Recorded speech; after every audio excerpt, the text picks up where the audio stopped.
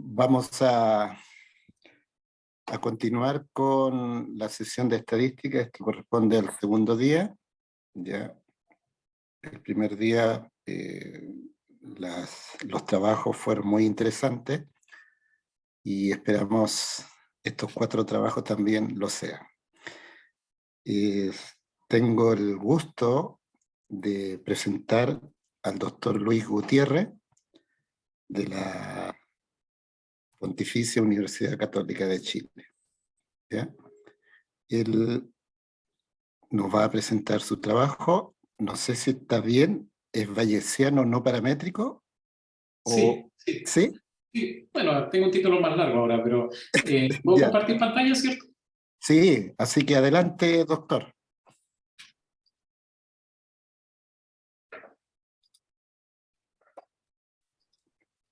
Se ve muy bien. Ahí está. Sí. ¿Comienzo? Sí, comience nomás, doctor.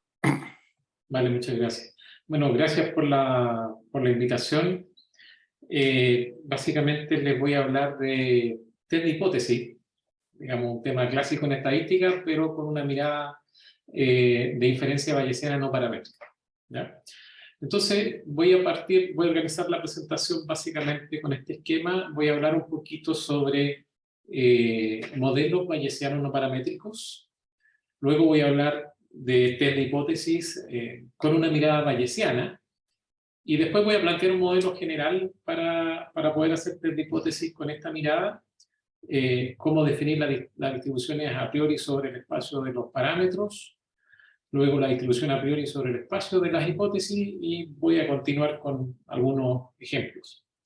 Entonces, básicamente, cuando uno piensa en un modelo bayesiano no paramétrico, pensemos en un problema más sencillo que tenemos una muestra aleatoria de una cierta distribución y básicamente lo que nosotros queremos hacer es estimar la distribución, ¿ya? Entonces, cuando uno piensa el problema desde una mirada paramétrica, uno básicamente puede describir su modelo como una colección de densidades o medidas de masa, digamos, indexadas por parámetros, y ese parámetro uno lo piensa como un objeto finito dimensional. Y bajo el enfoque bayesiano, uno completa el modelo definiendo un a priori sobre el espacio paramétrico, que en este caso es finito dimensional. En el caso de modelos no paramétricos, básicamente el parámetro es la distribución misma, ¿ya? Y sabemos que una distribución es un objeto infinito dimensional. Entonces, si uno quiere completar el modelo, en este caso con una mirada bayesiana, debe ser capaz de poner un a priori sobre este parámetro desconocido, que en este caso es la distribución completa, ¿ya? Entonces, eso es lo que hace la diferencia entre un modelo bayesiano paramétrico y un modelo bayesiano no paramétrico. Es decir, tenemos que ser capaces de definir una distribución a priori cuyas realizaciones sean medidas de probabilidad, ¿ya? Ahora, cuando uno piensa en test de hipótesis, básicamente estamos interesados en encontrar hipótesis que obviamente sean las que mejor soportan los datos, ¿ya? Y desde una mirada bayesiana, las pruebas de hipótesis cambian un poquito, digamos, es una mirada un poquito más amplia en relación al espacio, digamos, de las hipótesis. Vamos a decir que tenemos un espacio, un conjunto M, y en este conjunto tenemos hipótesis. Lo típica notación con una H, un subíndice gamma, y vamos a decir que este gamma es un vector binario. Entonces, ejemplos de este conjunto H son, por ejemplo, el más sencillo, una hipótesis nula que la denotamos por H0, una hipótesis alternativa que la denotamos por H1, y hay muchos test estadísticos, digamos, bajo esa mirada, donde hay solamente 2 hipótesis. Ahora, desde el punto de vista bayesiano, uno lo puede mirar un poquito más amplio porque hay una relación súper estrecha con lo que es selección de modelos. Entonces uno podría tener un espacio de hipótesis un poco más complejo. En estos 2 ejemplos de acá abajo uno podría pensar que, por ejemplo, uno tiene un modelo de regresión y uno dice, bueno, tengo 3 predictores, podría ningún predictor ser relevante en el modelo, entonces estamos en el caso de la hipótesis H00, solamente tengo el intercepto. Y así sucesivamente uno puede ir, digamos, definiendo el resto de los posibles modelos hasta el modelo que tiene todos los predictores relevantes. Entonces, esa diferencia, digamos, que uno puede pensar en espacios de hipótesis un poquito más amplios. Y obviamente uno puede representar estas hipótesis utilizando algunos diagramas para facilitarse un poquito, digamos, cómo pensar en ellas, es decir, partir de un modelo bien sencillo hasta una jerarquía donde por lo menos hay un predictor relevante, acá 2 y acá 3.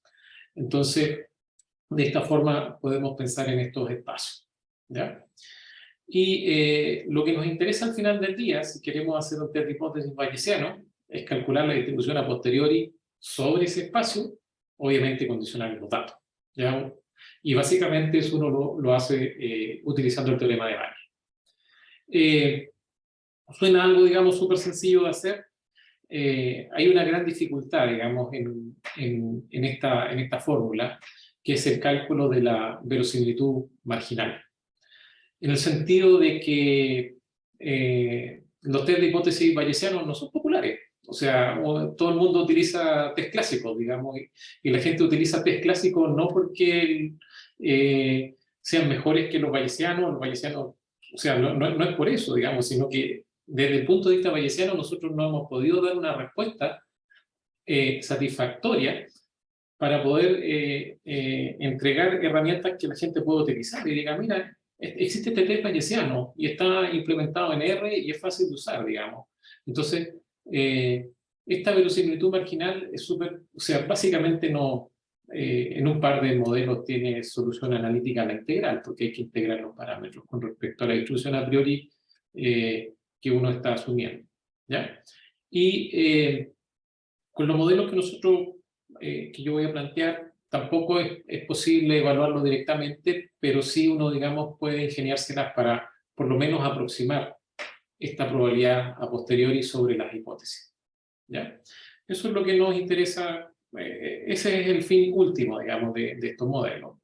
Y lo interesante aquí es que si uno define una hipótesis, llamémosla la hipótesis H0, como la hipótesis que representa el modelo más parsimonioso en mi espacio de modelo, uno puede reescribir la fórmula anterior y esa fórmula ahora queda en términos de una cantidad súper conocida en inferencia bayesiana que se usa para seleccionar modelos, que es el factor de Bayes, ¿ya?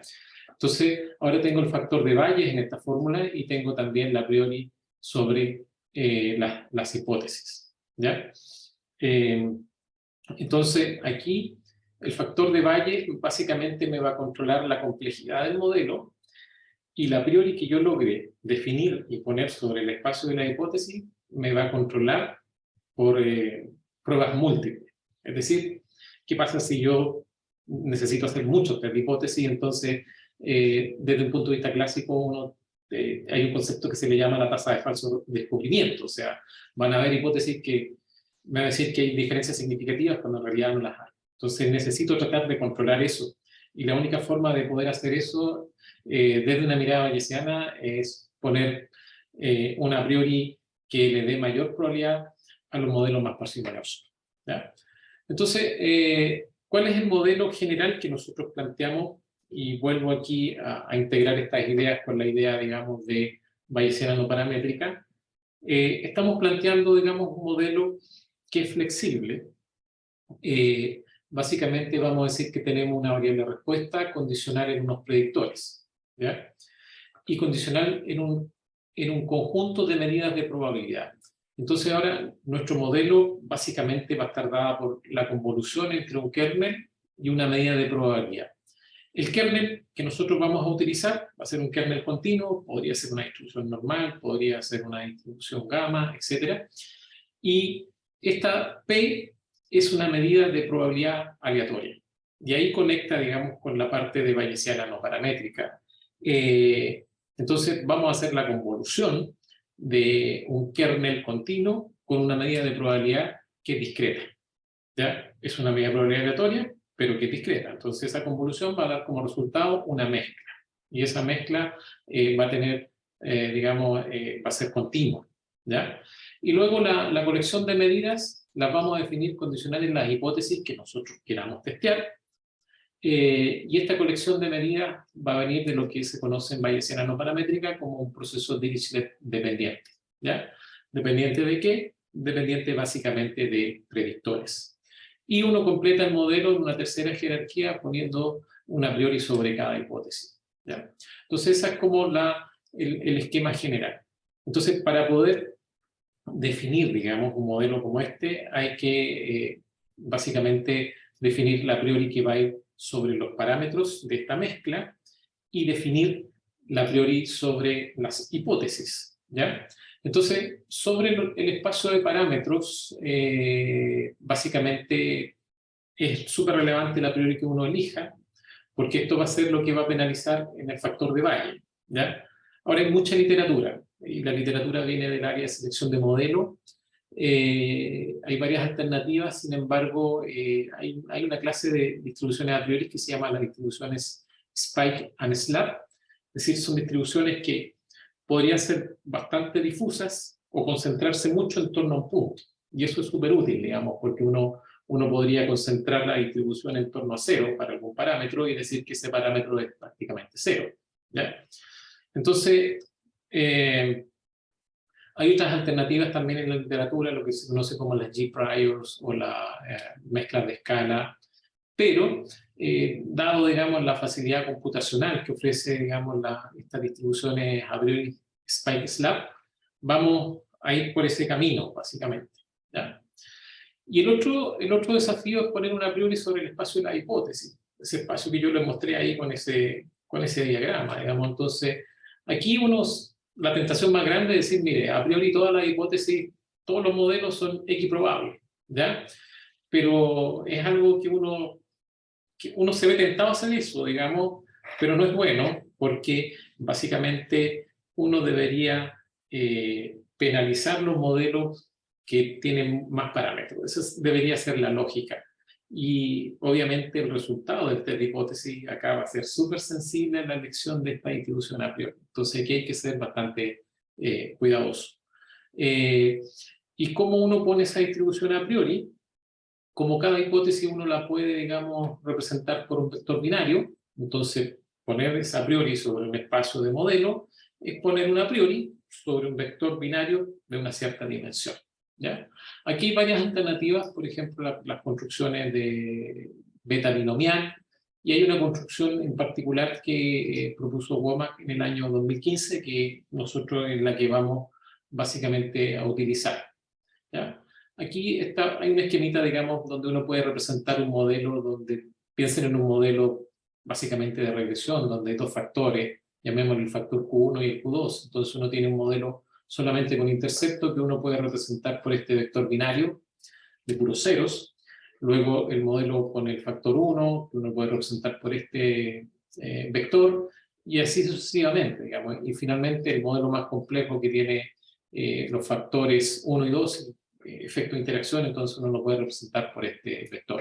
Entonces, ahí está la equivalencia, digamos, y la razón por la que ponerla a priori sobre el espacio modelo es equivalente a ponerla sobre ese espacio, digamos, de vectores binarios, ¿ya? Y obviamente uno al final del día lo que quiere es aproximar la posteriori de este vector, ¿ya? O sea, con algún mecanismo quiere aproximar esta posteriori, porque es lo que le va a permitir al final del día hacer el test de hipótesis, ¿ya? Entonces, el ejemplo 1 es un problema súper antiguo, de hecho es de las primeras cosas que uno estudia en estadística, que es el problema de medir dos observaciones sobre el mismo sujeto, un antes y un después, ¿ya? Entonces, vamos a suponer que tenemos un vector de dos observaciones sobre el mismo sujeto, tiempo 1, tiempo 2. Vamos a suponer que en la variable aleatoria, digamos, sigue una distribución conjunta que le vamos a llamar G, y que sus marginales son G1 y G2. Y el problema estadístico básicamente se reduce a probar si G1 igual a G2 versus G1 distinto a G2, y en la literatura clásica se le conoce como el problema de las muestras pareadas, ¿ya? y lo que uno hace, digamos, el test más sencillo es un t-test donde uno resta las muestras y hace el t-test sobre la diferencia, ¿ya? Entonces, ese problema lo abordamos bajo la mirada de bayesiana no paramétrica. Le pusimos una cara a nuestro modelo que yo planteé ahí con 3 jerarquías. Ahora ya hay un kernel, que en este caso es un kernel normal bivariado. Hay una medida de probabilidad, esta P, con la cual estoy mezclando, y esa viene de un proceso Dirichlet que tiene una medida base, y en esa medida base yo voy a poner mi priori, spike y slab, ¿ya? Y la priori sobre el espacio de la hipótesis, aquí una priori básicamente súper sencilla, porque tenemos 2 posibles hipótesis nomás, o sea, H0 o H1, ¿ya? Entonces, pero, digamos, cuando nosotros hicimos este trabajo, lo que más nos costó fue encontrar una parametrización que me permitiera medir si las distribuciones marginales eran distintas o no. Y entonces, como nosotros ajustamos una conjunta, después derivamos las marginales, y esas marginales tenían que tener una parametrización particular para poder hacer el test. Entonces, nos dimos cuenta que si parametrizábamos la media de esta forma, es decir, esta sería beta 1, sería la localización en la ocasión 1, y beta 1 más beta 2 sería la localización en la medición 2. Y la matriz de varianza covarianza llegamos a esta parametrización porque la varianza, digamos, en la medición 1 era de la forma sigma 1 más tau cuadrado, y en la medición 2 sigma 1 por sigma 2. Entonces, el problema se reducía a ver si beta 2 era igual a 0 y sigma 2 era igual a 0. Si eso ocurría, entonces localización y escala eran las mismas entre la primera y la segunda medición, y obviamente pensando que esto es una muestra, o sea, no voy a tener una sola localización y una sola escala, voy a tener muchas de esas localizaciones y escalas, ¿ya? Entonces, estoy en un contexto, digamos, de bayesiana no paramétrica con mezclas infinitas, ¿ya? Y la medida base es lo que hace, digamos, hace el trabajo, digamos, que uno quiere, en el sentido de que uno tiene que definir una medida base para este proceso de Dirichlet, y en este caso es una normal por una gama, porque eso es conjugado, y obviamente, digamos, la localización tiene media 0, pero la varianza del beta 1 es una varianza slab, es una varianza, digamos, relativamente no informativa, pero la del beta 2 depende de los gamas. Y aquí entran los gamas que yo le había estado hablando, digamos, hace un tiempo, porque esa varianza puede ser súper concentrada, en 0, casi 0, digamos, una varianza muy pequeñita, o puede ser una varianza grande. Y eso hace, digamos, que yo pueda detectar si el beta 2 está muy concentrado en 0 o no. Y lo mismo hago con el parámetro sigma 2. Me tomo esta priori de una distribución gamma, y esta distribución gamma, digamos, yo la centro en 1, porque si el sigma 2 vale 1, entonces no hay ningún efecto, y lo puedo hacer muy concentrado en 1, o lo puedo hacer muy disperso, ¿ya? Y con eso logro, digamos, hacer un modelo que me permite ver si hay diferencias en las 2 mediciones. Y aquí hay un ejemplo con estos datos, que son el volumen que una persona es capaz de expirar, digamos. Es un test que, digamos, se utiliza bastante para ver la capacidad pulmonar, sobre todo de muchas personas, digamos, que tienen alguna dificultad o fuman.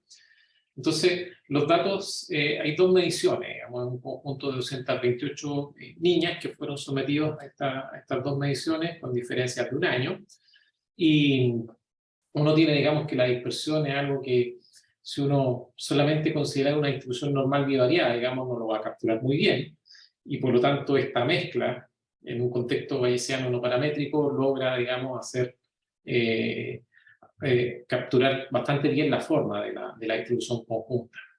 Y acá tenemos las distribuciones marginales que nosotros logramos estimar, ¿ya?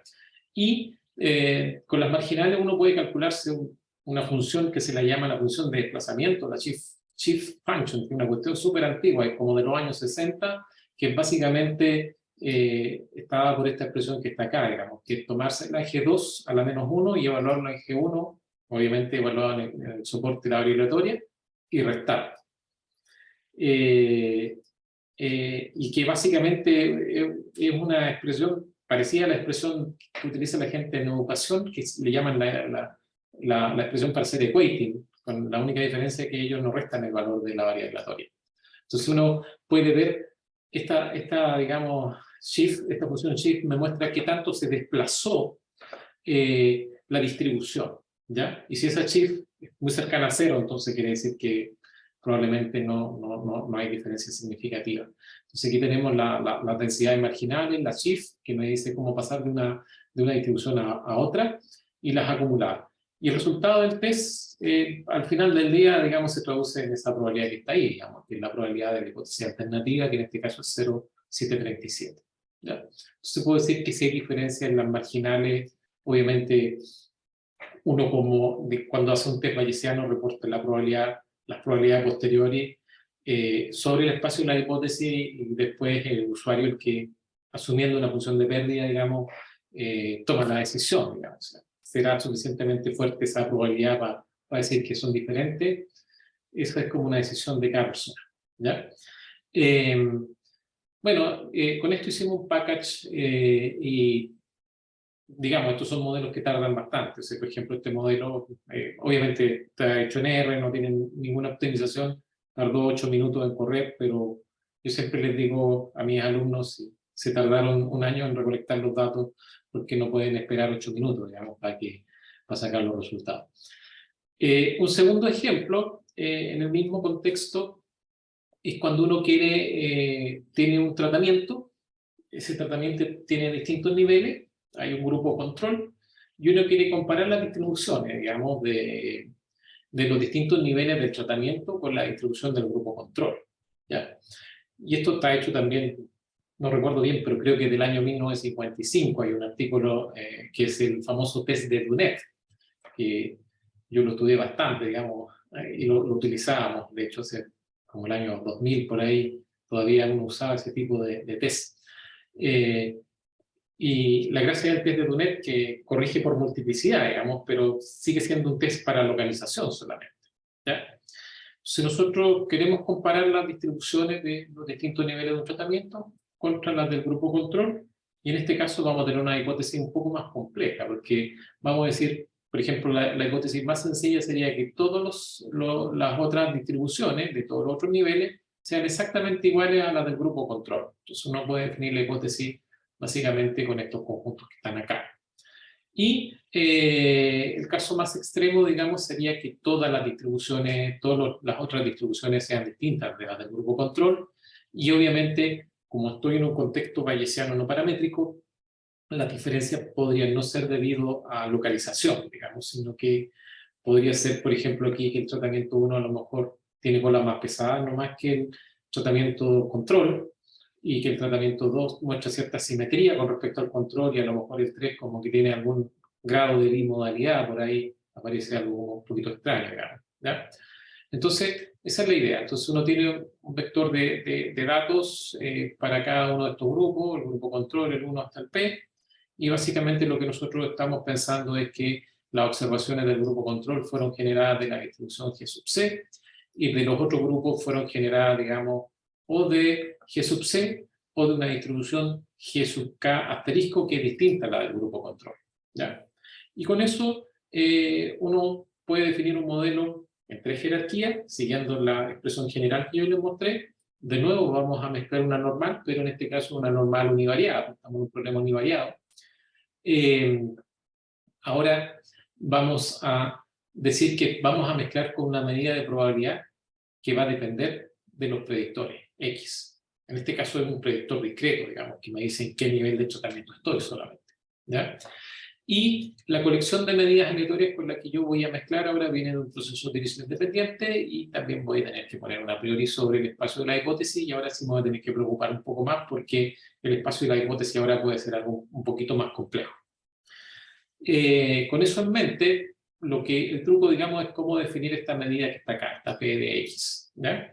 Entonces esa P de X uno la puede definir como una medida de probabilidad discreta, básicamente definiendo una suma infinita de unos pesos, unos WJ, por una medida delta Dirac, que se genera, digamos, en estos átomos. Y en estos átomos, que son localización y escala, van a depender de los valores de los predictores, ¿ya?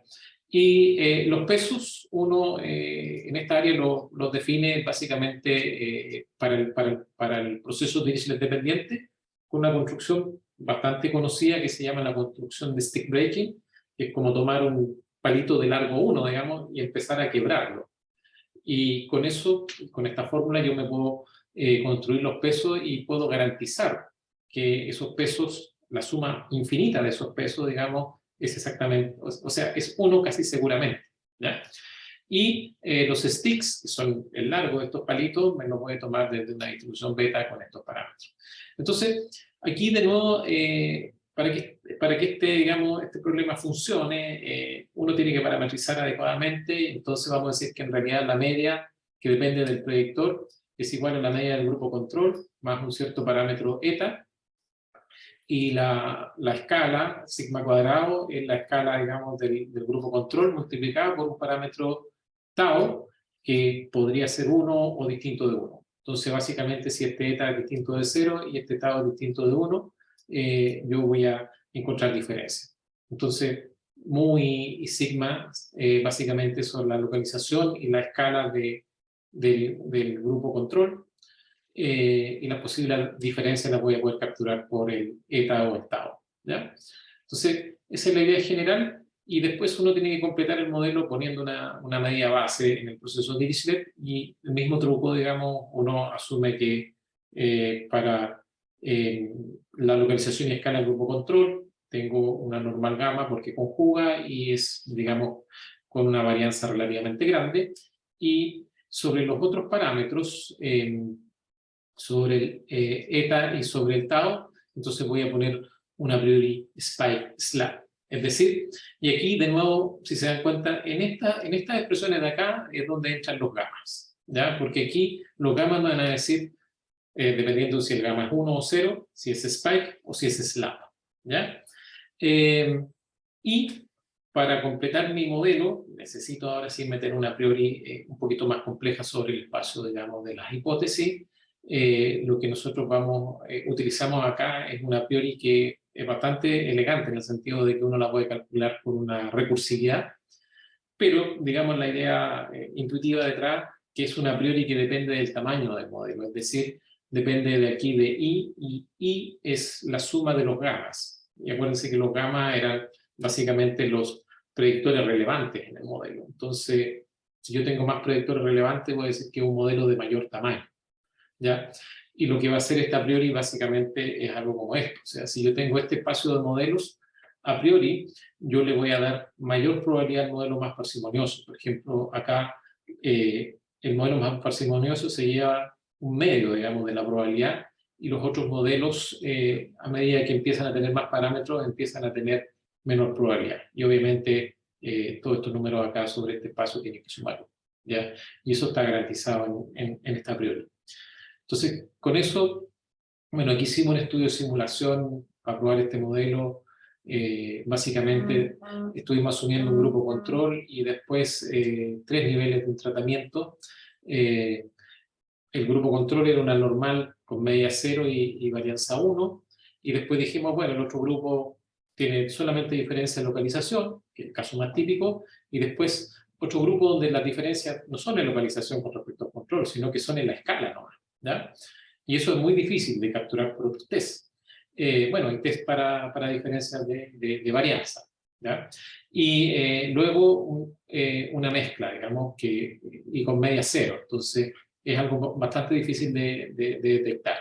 Y esto lo hicimos para 3 niveles de diferencia y tamaños de muestra, y al final del día, digamos, tenemos el verdadero modelo, el modelo estimado, y cada uno de estos cuadraditos representan una probabilidad posteriori de cada modelo, y uno puede ver, digamos, que nuestro modelo básicamente empieza a concentrarse en la diagonal principal, es decir, detecta el verdadero modelo a medida que aumenta el tamaño de muestra o que aumentan las diferencias, digamos, entre estos grupos, ¿ya? Y si uno se compara con otros tests, uno se puede comparar aquí con otros tests, en particular con el test de Dunet. Aquí el test de nosotros es que está en la primera columna de esta tabla, y muchos otros tests que de hecho no corrigen algunos por pruebas múltiples, pero uno puede hacer la típica corrección de Monferroni, que la gente, digamos, utiliza muchísimo, que básicamente consiste en dividir el valor P, o sea, el alfa, la significancia por el número de comparaciones que uno está haciendo, ser más exigente en los valores P. Y nos fue bastante bien, digamos, con este test. Sorprendentemente, el test de Kolmogorov-Smirnov, digamos, con la corrección de Bonferroni, es el segundo que le va mejor, digamos. Ahora, la idea de Kolmogorov es realmente muy buena, digamos. Entonces, es realmente un super test, digamos, que uno puede acomodar para usar en otra situación, ¿ya? Y después hicimos una aplicación. Estos son los datos de habilidades de estudiantes en 3 tipos de colegios. Tenemos colegios privados, los colegios con subsidio, digamos, del Estado, y colegios públicos, ¿ya? Entonces aquí la idea era comparar las distribuciones, estas 3 distribuciones, usando los colegios públicos como grupo control, y llegamos a estas estimaciones de densidades. La probabilidad posterior se concentró sobre este modelo, es decir, los públicos, o sea, los privados y los subvencionados, son diferentes las distribuciones en las habilidades, y bueno, tristemente, bueno, esto es como bien conocido, ¿sí? Digamos, los privados, digamos, las habilidades de los estudiantes tienden a irse, digamos, a la derecha bastante, digamos, ¿ya? Entonces, encontramos que era un resultado interesante para esta aplicación. Y ahí está la función de desplazamiento que ya les había hablado en este caso, digamos. O sea, uno puede ver esas diferencias. Y no sé si me queda tiempo. Sí, sí, un ejemplo 3, digamos, básicamente este ejemplo es en el contexto de datos longitudinales. Datos longitudinales, digamos, es un área súper bullante de investigación, digamos. Hay mucha gente que ha trabajado o sigue trabajando en datos longitudinales, porque obviamente estos estudios longitudinales llegaron para quedarse. Yo encuentro que son súper objetivos, o sea, varias mediciones sobre el mismo sujeto. Entonces tenemos varias mediciones sobre el mismo sujeto, medido en tiempos que no son necesariamente equidistantes. Uno tiene problemas, digamos, de datos perdidos, en el sentido de que, no sé, una persona puede estar en el estudio y ser medida 3 veces y luego abandona el estudio. Otra persona podría tener 5 mediciones y así sucesivamente.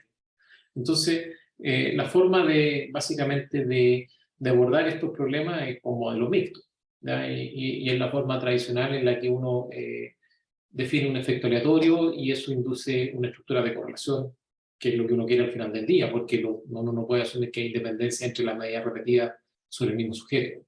Y obviamente también vamos a asumir que tenemos predictores, ¿ya? Y nosotros ahora queremos ver el efecto de los predictores sobre las respuestas medidas en el tiempo. Es decir, uno tiene un esquema de datos de esta forma, lo que llaman el spaghetti plot, donde uno grafica, digamos, las trayectorias de cada persona. Algunos llegan hasta el final en el estudio, otros no, ¿ya? Y en este contexto, si se dan cuenta, el mismo modelo, pero ahora el mismo kernel normal lo voy a mezclar, pero con una medida que es un poquito distinta, que es básicamente esta G de Tx, que ahora, si se dan cuenta, voy a indexar esa medida por los predictores, pero también la voy a indexar por el tiempo, porque quiero que mi modelo sea capaz de capturar correlación, ¿ya? Entonces, ahora tengo que meter de alguna forma en mi modelo de mezclas los predictores. Lo que yo había estado haciendo, digamos, en los ejemplos anteriores, era los pesos de la mezcla no los había tocado jamás, digamos, siempre los tenía ahí nomás, y las localizaciones yo las indexaba por predictores, ¿ya? Pero ahora vamos a tener que meter el efecto del tiempo en los pesos y el efecto de los predictores, digamos, en los átomos, ¿ya? Entonces la medida me la voy a construir ahora. Básicamente tengo unos pesos que van a cambiar con el tiempo, y unas medidas delta Dirac que van a ser, digamos, que se van a generar en la localización y en las escalas. Y la localización va a depender de predictores, como en un modelo de regresión, digamos, cualquier predictor continuo discreto, y los pesos van a depender del tiempo. Entonces acá las localizaciones las voy a básicamente indexar por un predictor lineal, ¿no? O sea, tengo unos coeficientes de regresión y van a hacer que cambien esas localizaciones. Y los pesos de esta mezcla van a estar indexados por el tiempo, y para poder hacer eso, digamos, voy a utilizar un proceso estocástico, que en este caso es un proceso súper sencillo, que es un proceso de saltos, ¿no? O sea, yo me voy a construir los pesos con esta fórmula. Esta fórmula me garantiza que los pesos, cuando me los sumo, de 1 hasta infinito, suman 1 casi seguramente, y estos sticks son valores entre 0 y 1, digamos. Esa es la condición que tienen que cumplir. Entonces yo voy a meter un proceso estocástico para estos sticks. Entonces voy a decir que los sticks en el tiempo TJ podrían ser igual al stick en el tiempo exactamente anterior, o podría yo tomar un stick de una distribución y que salga uno nuevo, ¿ya? Y entonces eso va a meter una estructura de dependencia del tiempo. Y aquí voy a poner un parámetro alfa que está entre 0 y 1, y lo voy a elevar a d, y d va a ser la distancia entre los tiempos, ¿ya? Entonces, en realidad, si el d es muy grande, si estoy entre tiempos que están súper separados, ese alfa, digamos, va a regular, digamos, lo que esté pasando, ¿ya? Y esta medida que está acá, este pi de b, si yo me lo asumo una distribución beta, entonces voy a estar en el caso de un proceso Dirichlet. Y con esta estructura que uno puede poner acá, uno puede, digamos, derivar esta fórmula, que es la correlación que uno puede inducir sobre las observaciones entre el tiempo t y el tiempo t más d. Y en el caso del proceso Dirichlet, uno tiene que la fórmula, digamos, toma esta cara que está acá. O sea, en el caso del Dirichlet, uno tiene que los sticks vienen de una beta o los hace igual al tiempo anterior. Y la gracia es que tiene esta expresión de acá, digamos, que queda dependiendo de m, que es un escalar mayor que 0, ¿ya? Y el alfa queda multiplicando acá, elevado a d. Entonces, si el d se va a infinito, ese alfa está entre 0 y 1, esta correlación se va a 0, ¿ya? Entonces, es una correlación positiva, pero que es concordante, digamos, que se va a diluir si es que las observaciones están muy lejos. Y la a priori sobre el espacio de la hipótesis ahora es una a priori un poquito distinta a la que habíamos usado antes, porque es una a priori que respeta el orden de jerarquía en modelos con interacciones. Esa típica idea, digamos, que si uno en un modelo incluye el efecto de la interacción, tiene que incluir los efectos simples también. O sea, no puede estar la interacción no puede la interacción sola y no estar los efectos simples. Entonces, esta prior que está acá respeta ahora esa idea, y con eso, digamos, uno puede echar a andar este modelo. Entonces, lo que vamos a hacer aquí, vamos a asumir que estos son los datos, estos perfiles que están acá, y en las líneas verticales que están ahí, vamos a tratar de recuperar la densidad que hay ahí. O sea, la densidad va a ir cambiando, digamos, y en esas líneas verticales nosotros tenemos acá la verdadera densidad. Este es un ejemplo con datos simulados y la que nosotros estamos estimando. Entonces, este modelo, a medida que me voy moviendo en el tiempo, es decir, del tiempo 13 al 21, por ejemplo, la densidad pasa de ser una densidad unimodal a ser una densidad bimodal, ¿ya? Y z representa el valor de un predictor, que en este caso es un predictor binario que pasó de 0 a 1, ¿ya? Entonces el modelo tiene esa flexibilidad, y la correlación que induce también yo la logro capturar, ¿ya? Y este es un ejemplo con datos reales, también es, digamos, con la capacidad, digamos, expiratoria de una persona, pero medida por mucho tiempo, digamos, por muchos años, ¿ya? Entonces aquí hay un grupo de personas. En el panel A tengo personas, digamos, que ya no fuman, y en el panel B personas que fuman, ¿ya? Y la capacidad pulmonar, uno se da cuenta rápidamente que con los años tiende a disminuir, ¿ya? Y la pregunta es si es que disminuye más en los que fuman de los que no fuman, ¿ya? Entonces, al ajustar nuestro modelo, básicamente tenemos acá las estimaciones de las densidades para los distintos tiempos, ¿ya? Los que fuman son la línea que está en rojo, digamos. Ahí estoy. Y básicamente, al final del día tengo que sí hay diferencias, ¿ya? Perdón. El que está en rojo son los que no fuman, digamos, y los que están en verde son los que fuman, ¿ya? Y tienen la distribución un poquito más desplazada a la izquierda, digamos, o sea, tienen un poco menos en general de capacidad pulmonar. Y el test de hipótesis es del orden de la probabilidad posterior y de la hipótesis alternativa, es decir, que exista diferencia de 0.6, ¿ya? Entonces, básicamente, hemos planteado un método bastante general, digamos, que nos permite a aplicar este modelo a una variedad bastante grande de problemas en estadística. La ventaja, digamos, de esto es que es robusto, digamos, en el sentido de que uno no tiene que hacer supuestos. O sea, si la distribución de los datos tiene dos modas y yo elegí una distribución que tenía una moda, en un problema paramétrico, por más datos que tenga, jamás lo voy a poder capturar. Acá potencialmente sí podría hacerlo, ¿ya? Nos funcionó bastante bien, digamos, y incluso, digamos, también como test, cuando se cumplió el supuesto de los test clásicos, eh, y ahora, digamos, estamos tratando de mejorar algunos modelos que hemos hecho y explorar distribuciones a priori un poco distintas, digamos, para tratar de enfrentar otros problemas. Eso. Gracias, Luis. No sé si alguien quisiera hacer alguna consulta, alguna pregunta al doctor Luis.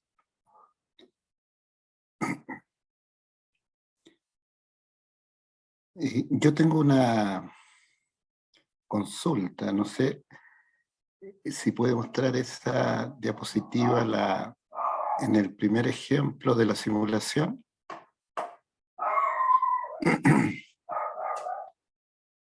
Lo quiero por acá. Parece que cuando comenzó las simulaciones, ¿Ese? es que no, antes, en la tabla, digamos, la Ah, tabla. la tabla, Claro, perfecto. sí, más que nada es que ahí vi más otra atrás, donde usted me parece que dice ahí que todas tienen distribuciones normales, las tres. No sé si... Esa, acá, eh, ¿cierto? claro. ¿Esas tienen que ser todas normales, todas simétricas o puede haber una mezcla entre ellas? No, acá, de hecho, el ejemplo, acá, por ejemplo, tenemos un grupo control y estos son para los otros grupos, pero, por ejemplo, el nivel 3 del tratamiento viene de una mezcla. O sea, de Ya, ahí simulamos nosotros, pero yo podría repetir este experimento simulando una distribución skew, por ejemplo, sin ningún también problema. puede, ya, Eh, también puede ser, ya, Claro, o perfecto. sea, se supone que si uno, digamos, una de las ventajas que tiene la medicina no paramétrica, que uno puede, en teoría, uno puede aproximar cualquier distribución que esté en el soporte, digamos, Ya, del kernel. perfecto. Entonces, si los datos fueron generados de una distribución skew-normal y yo estoy usando una mezcla infinita de normales, yo la puedo aproximar, ¿ya? Ya, Me va a costar, pero se puede. claro, Teóricamente se puede y en la práctica sí lo puede hacer. Digamos, el modelo va a meter más componentes en la mezcla para hacerlo. claro, Muchas veces uno no tiene que quedarse en mezclar normales. O sea, yo podría haber mezclado skew normal, por ejemplo, claro, y haber tenido un parámetro de simetría y el problema, digamos, computacionalmente sería mucho más eficiente de lo que nosotros hicimos. O sea, de todas formas, o sea, la gracia, digamos, en Bayesiana no paramétrica es que uno elige el kernel, digamos. Si uno tiene un kernel que es más flexible, al modelo le va a costar mucho menos hacer eso. perfecto. Muchas gracias, Luis. Bueno, agradecer al doctor Luis Gutiérrez por haber aceptado la invitación a la sesión de estadística. Esperamos que para el próximo año esto sea presencial y así podamos conocernos. ¿Ya? Ideal, digamos. Gracias, gracias Luis. Vale, no, gracias a ustedes por la invitación. Muchas gracias. Ya. Ya.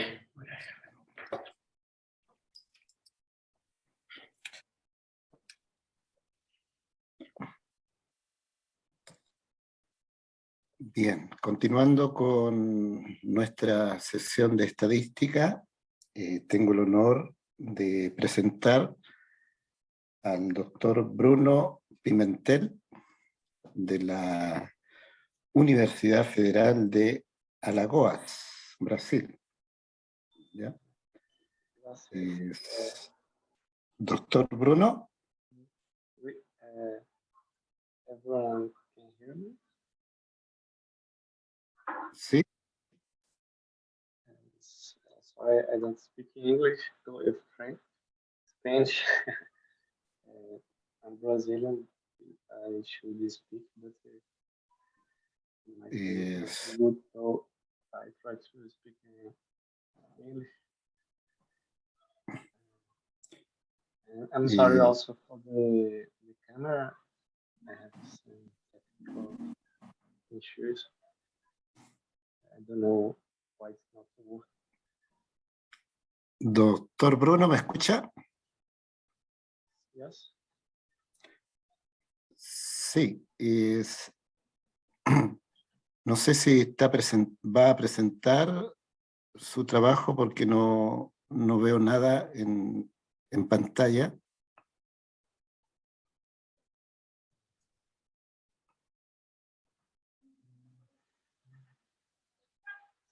Sí, ahora sí. Perfecto. Ya, ahora sí. Gracias. Bueno, como decía, tengo el honor de presentar al doctor Bruno Pimentel de la Universidad Federal de Alagoas, Brasil, con su trabajo que aparece ahí en pantalla. Adelante, doctor. Thank you so much, Dr. Newton. I'd like to thank also the organization for allowing us to project this work today. And the work is about how we can select automatically Gaussian algorithm using meta-learning. So this is our summary before we understand the proposed method. We talk about the motivation about this work and the related works about the meta-learning. We talk about the proposed method, the proposal of this paper actually, some experimental evaluation results and conclusion. So you should remember that you can find in the literature the knowledge in the discovered database. So this is a process that begins in the selection of the data. So you have huge data sets, specifically specific for big data, and you should select the target data. So you will ask the question about the problem, select the target data using selection. After, you have to pre-process it to lead to understand the data without outliers, noise data. Also, it's important to transform the data because you have to use machine learning. So actually here you have to put the data in tables. You can read the data nicely. So you can use now data mining, where you can find algorithms that automatically find patterns from the data. So these patterns you analyze and you can find some interpretation, evaluation, and knowledge about the data. So you can see data mining is an important tool for extraction of information. In a subset of this data mining, you can find machine learning, where the main goal is to study and propose algorithms that automatically find patterns from the data. So you don't have to program the algorithm, but the algorithms for machine learning can automatically find these hidden patterns from the data. So due to this importance for information, extraction for information, the construction of knowledge from data, machine learning used in several applications. So we can find several methods, algorithms to extract information from data. So you can find hundreds of algorithms, classifiers, regressors, and so on. So the user point view, the point view of the user can find several algorithms. The question is, which algorithm is more appropriate for the application of the user? Each algorithm has a particular bias, so using must be careful choosing which algorithm is appropriate for these applications. So this is the question. Based on this, you can find the expression, there is no free lunch. That means that if your algorithm have any advantage from a specific class of problems, the same algorithm is composed with another class of problems. In other words, algorithm can be better or have an inferior performance depending on the class of the problem. If your problems are quickly possible, on average, the classifiers or the regressors have the same prediction, but it is not what you can find in the literature.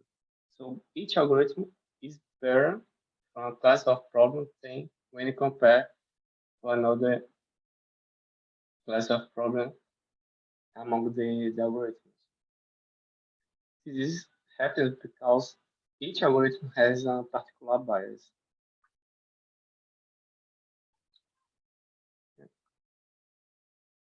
So the question is, what is the most appropriate algorithm to my particular application? If you use the traditional approach in the literature, you can use this iterative process that combines user experience and some empirical investigation. So this is the general procedure. The first step, you select a subset of algorithms.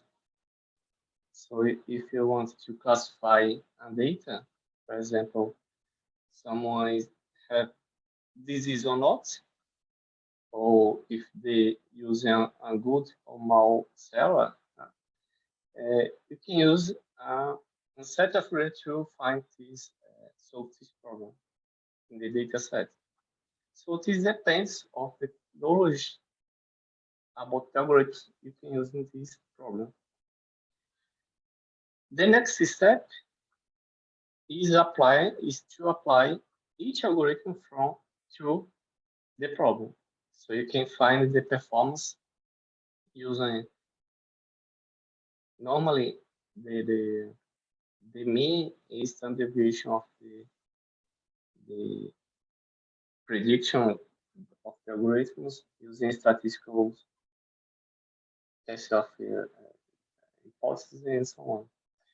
And to compare the algorithms. And finally, the third step is to decide which algorithm is more appropriate for to the application.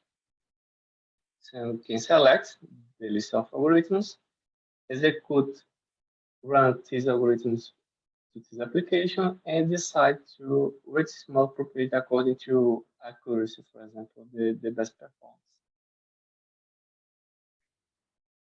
What's the problem about this traditional approach? You can find three major drawbacks. First one is it depends the knowledge of the user. So it is low trust or very limited because the user not necessarily have to know about how data you are using. For example, COVID is a new problem, and there is no user that know enough about this problem. Another problem is you can use the expertise of the user. You can pay for the user to find the best algorithms to increase the performance of the algorithm, but this is very expensive. For example, you can pay for the doctors to evaluate the COVID data set, but you have to pay to these users, the expectation of the user. Another solution is to use computer. So, but some application demands a lot of time consuming process. So, how you can solve this problem? That means how you can select a list of algorithms that is more appropriate for this new problem. So you can use different algorithms to optimize the experiment time with minimal loss or equal results after run these algorithms. So the question is, given a problem or data set, what is the most appropriate algorithm to find the solution? In this particular study paper, you select the most appropriate clustering algorithm. That means you are in the unsupervised approach in machine learning. To solve this problem, there is a field of computer science and machine learning called meta-learning. This is the learning from what you already have been learning. So you use machine learning to learn about data sets and store this information on previous problems. And for new problems, use these previous solutions to solve the new one. So this approach of meta-learning is applied to several applications. For example, recommendation of hyperparameters of the algorithms. You can use meta-learning for knowledge transfer, experimentation for optimization. You can use meta-learning to predict the performance of a new algorithm. And in particular of this work, you can use meta-learning to recommendation of algorithms or recommendation of clustering algorithms. So this is the main approach of this work. So, which concerns meta-learning, you can find this famous architecture. So this is the process of meta-learning. The first step is select the set of data sets, called database. Here we have any data sets. For each data set, there is a process called data characterization, where it extracts meta features from each data set. So each data set has features, but in meta-learning, you have the characterization called meta features. In parallel, you can execute each algorithm that you want to compare. Here you have A algorithms, cluster algorithms. And for each data set, you execute A algorithms and store in the metadata the performance of these algorithms. So you can, in this step, construct rankings of performance of algorithms. So the goal of the meta-learning is to extract the prediction, create a model to predict the ranking of a new data set, one ranking of algorithms from a new data set But this data set is characterized by metafilters. So instead of using the traditional approach where you execute for new dataset A algorithms, now you just use the model constructed by a meta-learning, and this meta-learning will predict the ranking of this dataset.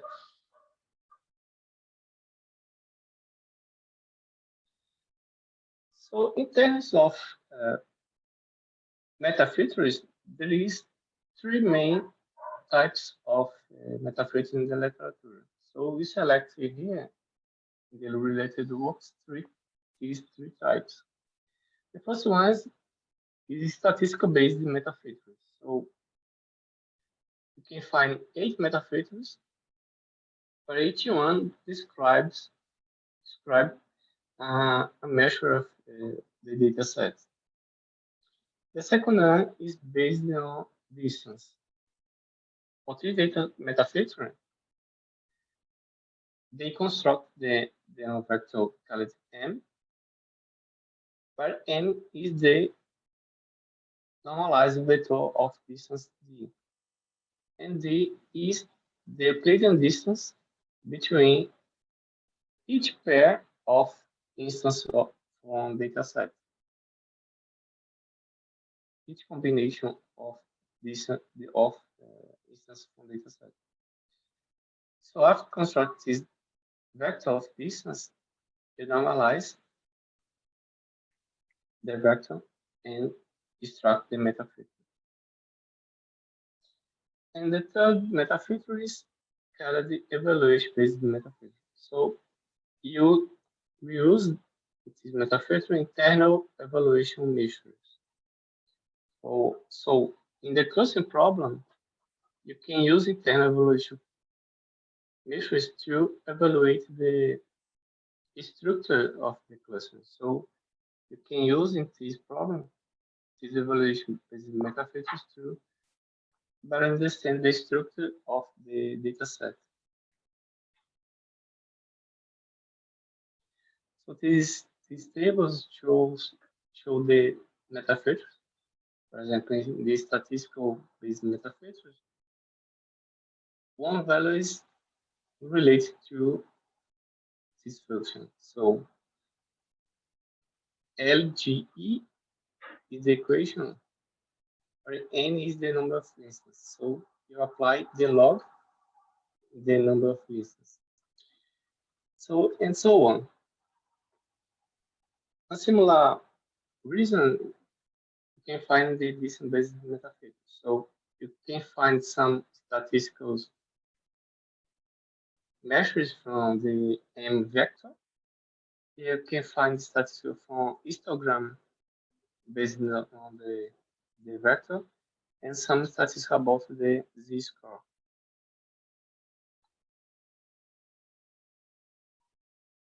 In the evaluation, you can find some measures associated to the structure of the cluster. So this is the traditional measures well known in the literature. So you can find 8 values in this metafilter. So what's the purpose of this book? The question is, meta-learning can better recommend cluster algorithms than the recommendations baselines. But the purpose of this work is to propose a new set of metafilters. For this, we combine correlation in the simulator to extract information from data. The goal is to combine the positive aspects from both measures. So the motivation is to collect more information from data. How we can construct these metafilters? The first step is to compute the ranking of the instance, called the X key. Okay. So for each pair of instances from my dataset, you can put the correlation using the Spearman rank correlation given by this expression. So similarly to the distance, you can construct a vector of correlation given by this expression here. And the next step is to concatenate both vectors, the vector of correlation and the vector of dissimilarity. So I normalize the vector in the interval 0, 1. And from this new vector, we extract 19 metafeatures values.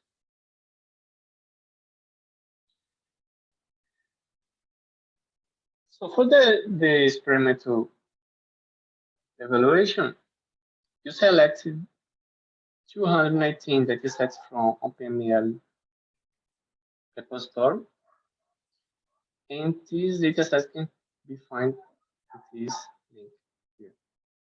So some statistics about the dataset database. The minimal number of classes is 2, the maximum is 250. You can find the 1 million of instances in the dataset, the minimum 100.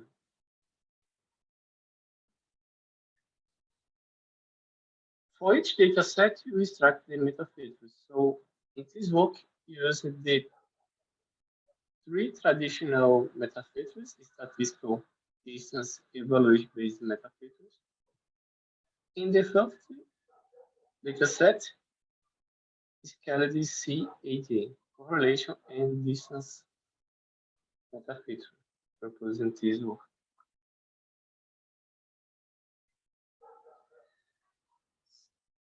So we are in the clustering algorithms problems. So you can find in the literature 10 internal ways to evaluate this clustering structure. So use this index to evaluate the cluster, and after you construct the rank of the performance of the algorithm. So initially we rank the execute for each algorithm of the dataset, and after execute the 10 algorithms plus algorithms, you rank the performance, and you made the average rank from these 10 ranks. And finally, you reassign the rank position.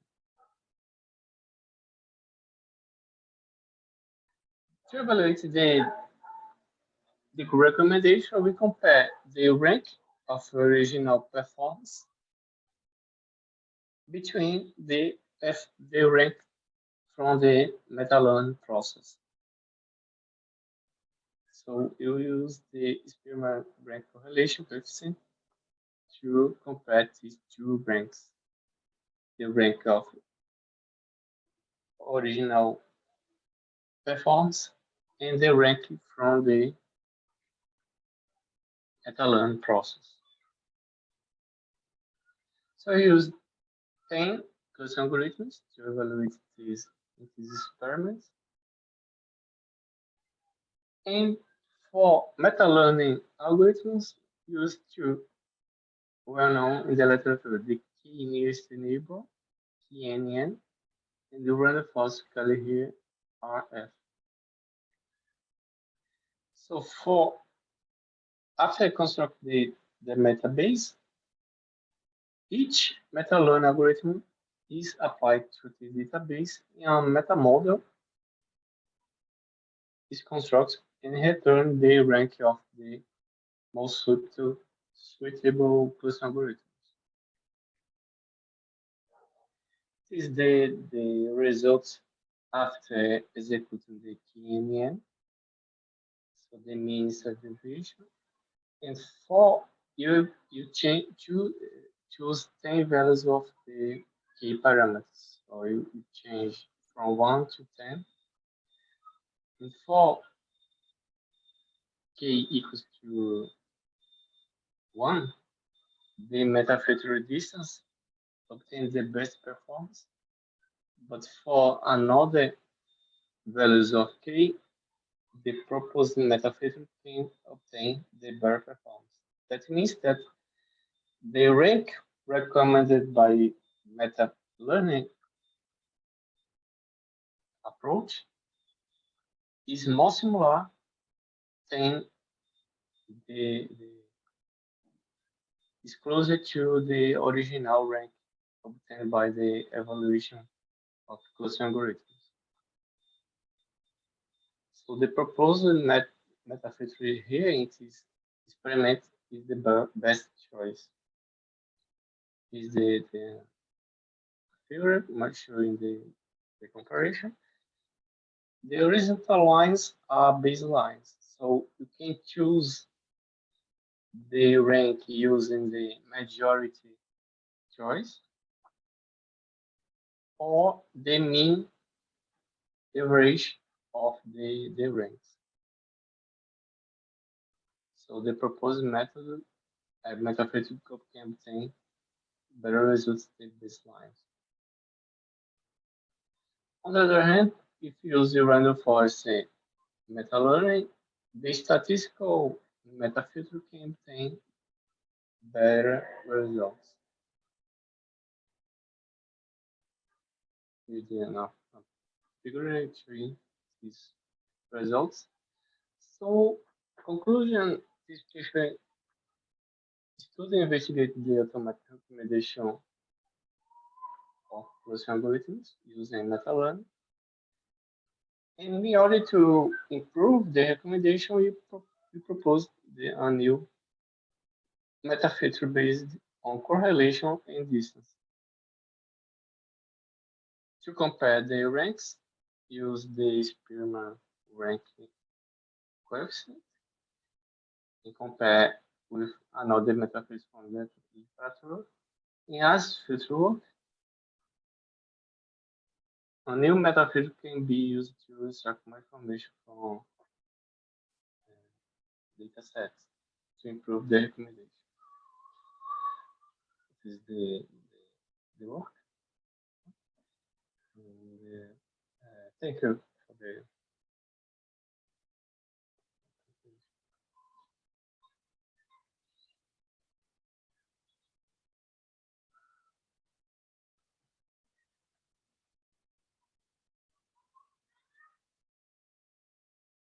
Do you have any questions?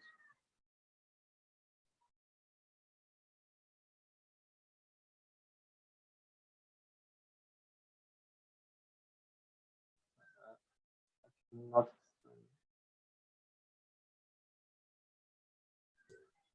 Milton, tu micrófono está apagado. Perdón. Muchas gracias, doctor Bruno, por su excelente presentación. Vamos a ver si hay algunas preguntas que le quisieran hacer.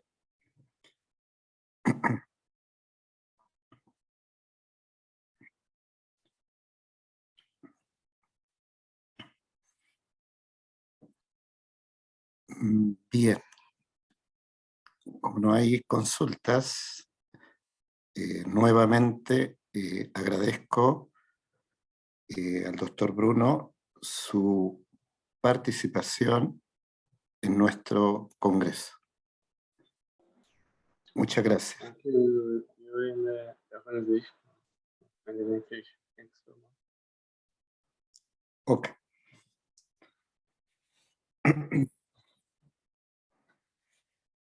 Bien. Continuando con nuestra sesión de estadística, vamos a presentar el tercer trabajo, que corresponde a la doctora Rebeca de Oliveira Souza, de la Universidad Federal de Río de Janeiro, Brasil. Con su trabajo, no sé si estará bien traducido, modelos gráficos dinámicos que utilizan procesos previos de Piquet and Lab. No sé, mi inglés no es muy correcto. Doctora, la dejo para su presentación. Muchas gracias.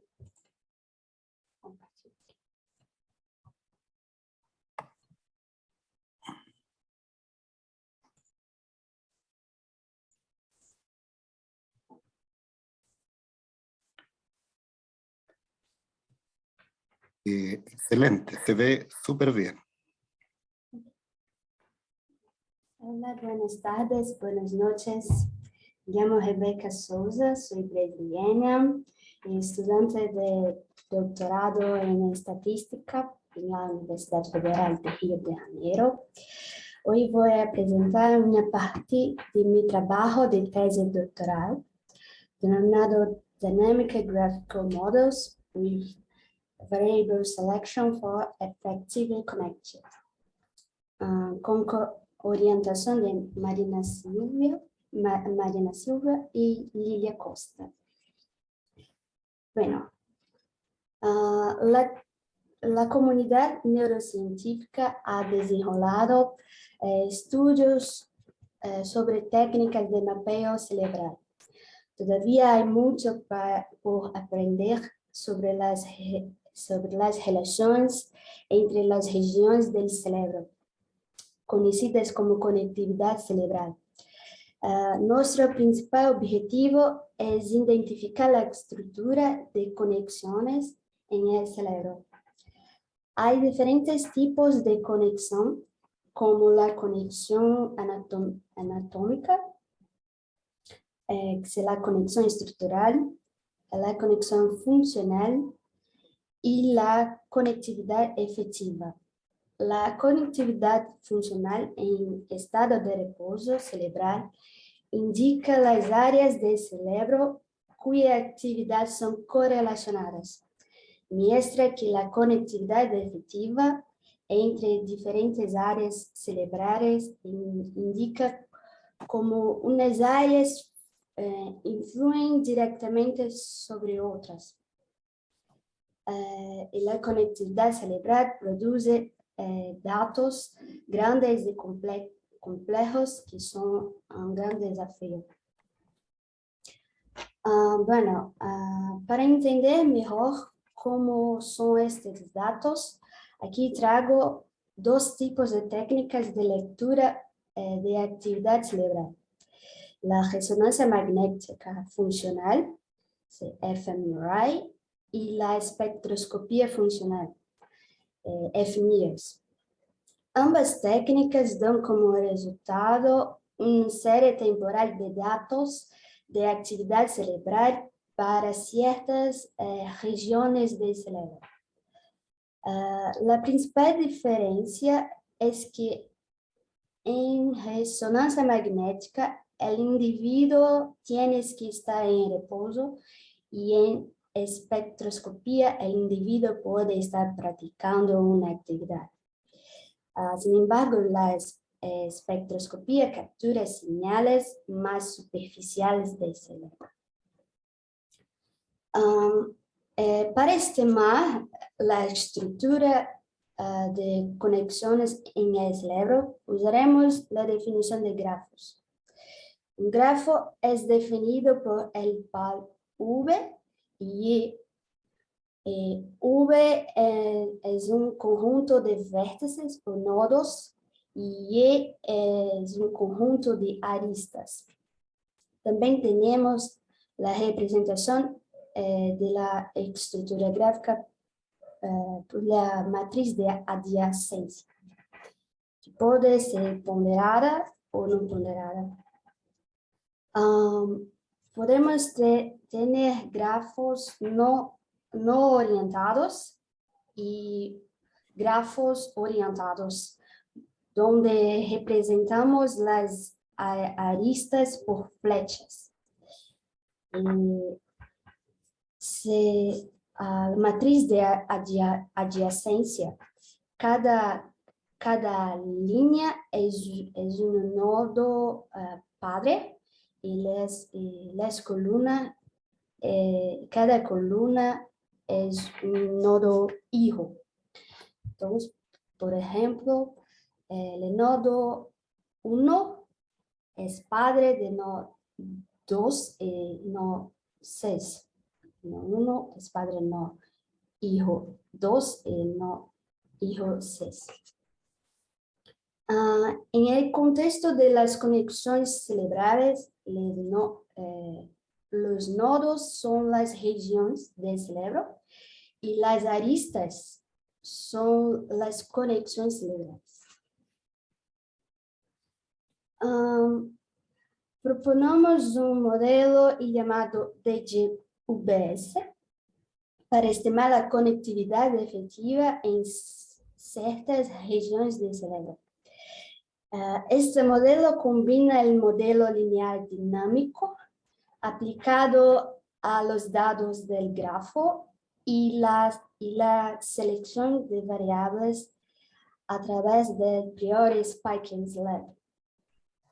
La idea principal de nuestra propuesta es asumir a priori que todos los nodos pertenecen al conjunto de nodos padres para cada nodo hijo y luego imponer escasez para este conjunto en el tiempo.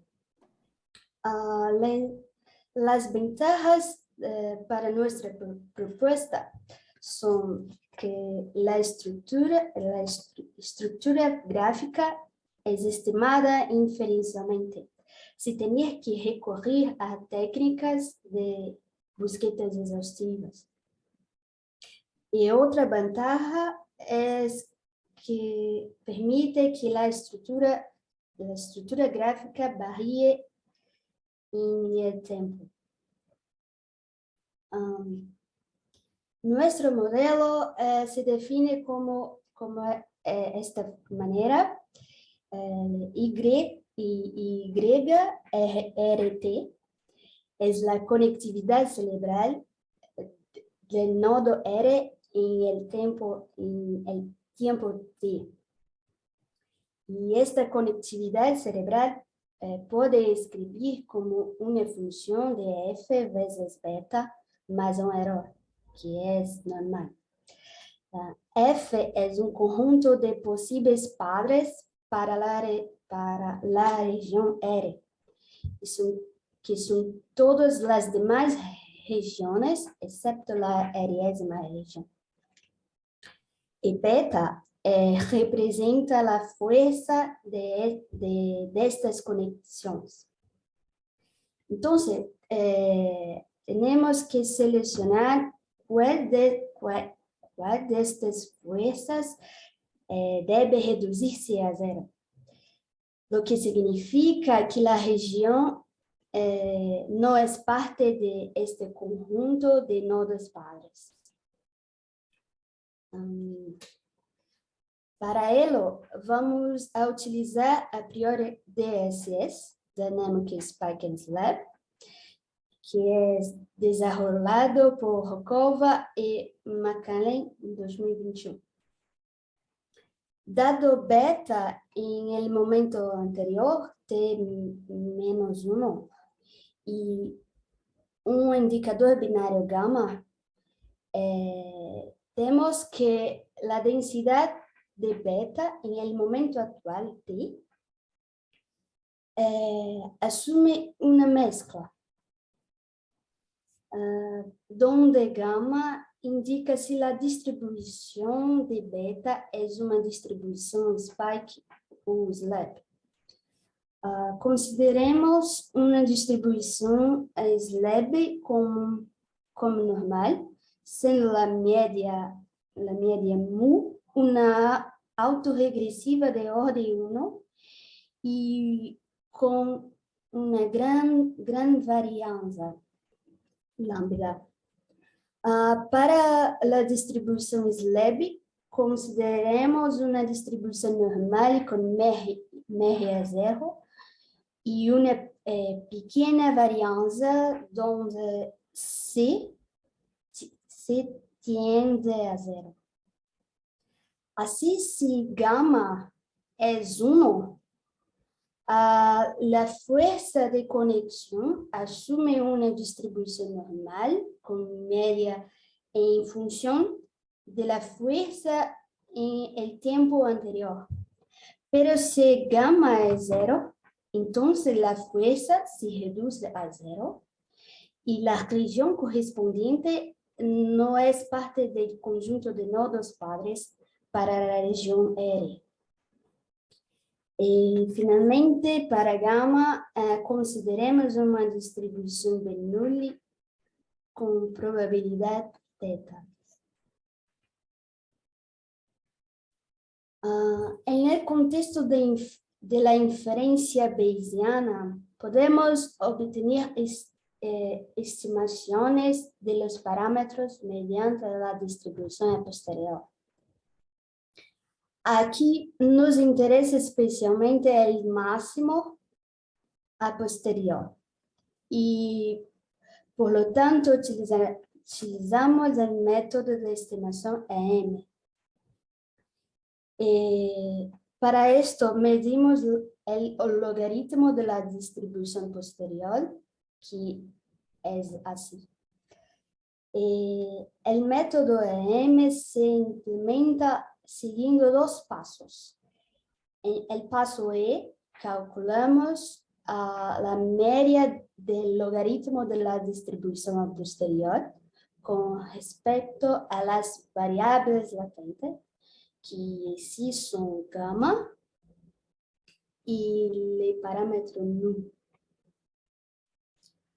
Y en paso M maximizamos esta media con respecto a los parámetros, por ejemplo, beta. Y así podemos obtener una estimación de la fuerza de conexión. Evaluemos la eficiencia de GVS para determinar conexiones verdaderas en conjuntos de datos sintéticos de fMRI. También comparamos nuestro modelo con el modelo de GM. Esta es la verdadera estructura de grafo que queremos estimar. Y estos son los resultados estimados para nuestro modelo y el modelo de GEM. Recordamos que nuestro modelo obtiene una estructura que varía en el tiempo. Por lo tanto, este resultado K representa la moda de la matriz de adyacencia en el tiempo. Aquí están los resultados de precisión, sensibilidad y especificidad. Nuestro modelo de G. Notamos que nuestro modelo representa un resultado satisfactorio, a pesar de no superar el modelo de GM. Sin embargo, el modelo de GM estima la estructura de la conexión a través de un método de búsqueda exhaustivo, que no es adecuado para datos de alta dimensión. Además, no permite que la estructura varíe en el tiempo. Entonces, nuestro modelo es preferible en ciertos casos.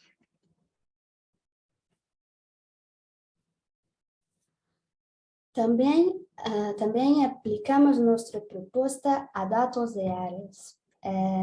Este experimento utiliza datos de canales FNIRS obtenidos en parte del experimento de Barreto en 2021. Tenemos informaciones sobre 20 regiones cerebrales situadas en el lóbulo frontal, la parte frontal del cerebro, de 32 participantes. Los participantes escuchaban un segmento musical de la óperas de Richard Wagner son clasificadas en valencias positivas y negativas. Las valencias son propiedades musicales capaces de provocar emociones. Entonces tenemos dos segmentos de canciones. Una marcha fúnebre FM con duración de 62 segundos y valencia negativa. Rainy Gold, RG, con duración de 60 segundos y valencia positiva. Bien, aquí están los resultados de las estructuras estimadas. Los resultados en esta fila son para el segmento con valencia negativa y en la fila debajo los resultados de valencia positiva. Cada línea de grafo representa una región y cada columna representa el tiempo. Tenemos el grado de entrada, que es el número de padres para cada región. Cuanto mayor es el grado, más influenciada es la región.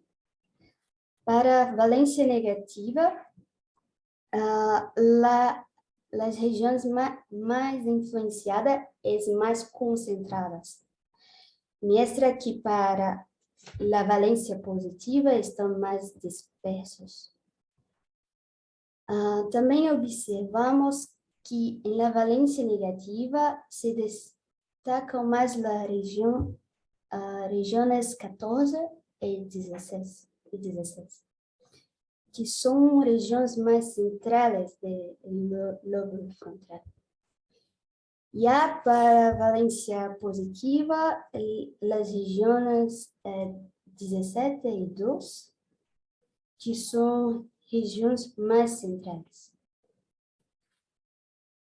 Bien. Finalmente tenemos algunas conclusiones. Nuestra propuesta es competitiva frente a metodologías anteriores, que requiere un menor costo computacional. La inferencia basada en métodos de optimización es adecuada para dados de alta dimensión. Podemos aplicar nuestra propuesta tanto a los dados en que el individuo está realizando una tarea, como los dados en que el individuo está en reposo. Una posible extensión es imponer la restricción DAGI en cada paso de tiempo. Los DAGI son grafos que no permiten ciclos en la estructura. Actualmente estamos trabajando en esta extensión y también la extensión de grafos de cadena.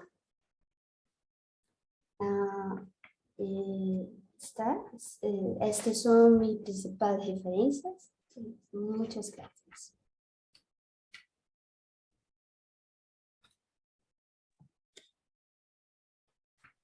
Gracias, Rebeca.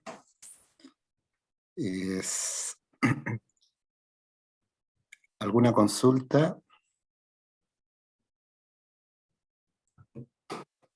Sí, yo tengo una pregunta. Sí, por supuesto. Adelante. Rebeca, primeramente, a mí me gustaría agradecerte por tu trabajo, me parece muy, muy genial, muy bacán. Y me quedé en duda cuando tú muestras sobre la región que se conecta, creo que ahí. La parte negativa, que son 14 y 16. ¿Eso es más Sí. central? No comprendí dónde es en el cerebro. La región es el lóbulo frontal, sí, la Ah, parte frontal. frontal. Ah, ok. Mais 14 y 16 son regiones más centrales del lóbulo frontal. La 14 y 16. Ok, y la otra 17, la Oui, 17 y 2. 12. Y la 17 c'est creo que es también central o frontal. ¿Y la 2? 12 más No todas. lateral. Más lateral. 17 es lateral también. Ah, ok. Ok. No, era eso, que no había comprendido eh, la posición. Pero muy bacán, gracias. Gracias. Gracias, Marcela. ¿Alguna otra consulta?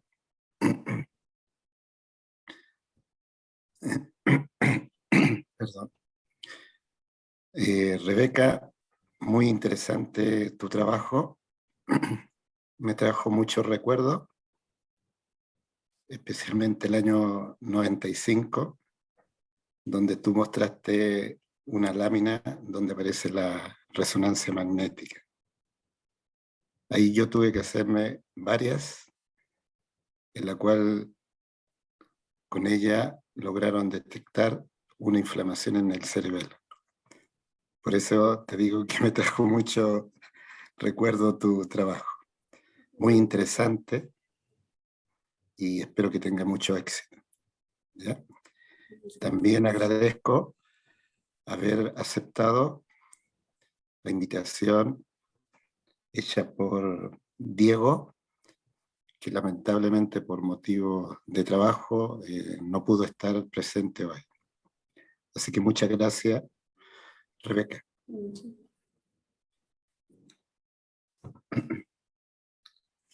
Bien. Vamos ahora al cuarto trabajo, que es el último de esta jornada, y me corresponde muy gratamente presentar al doctor Paulo Enrique Silva, de la Universidad Federal de Bahía, Brasil. Doctor, no sé si se encuentra.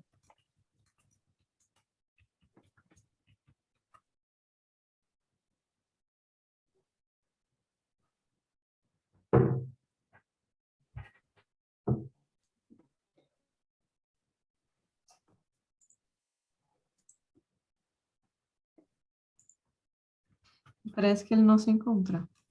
Parece que no. Ya algo tiene que haber ocurrido que no se me comunicó a mí.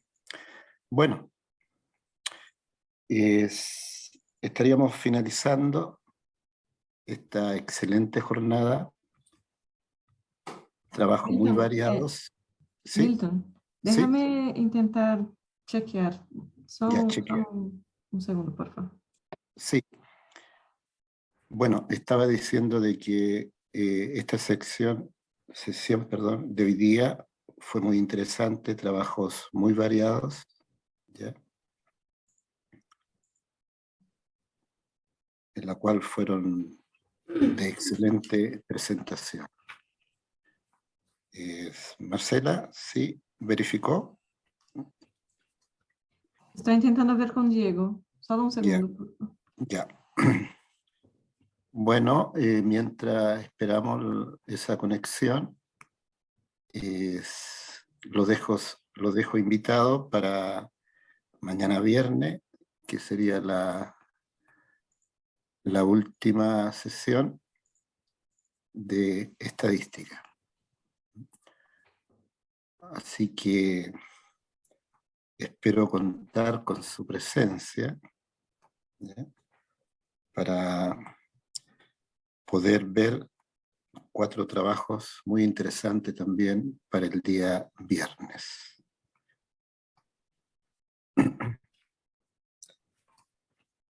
Marcela.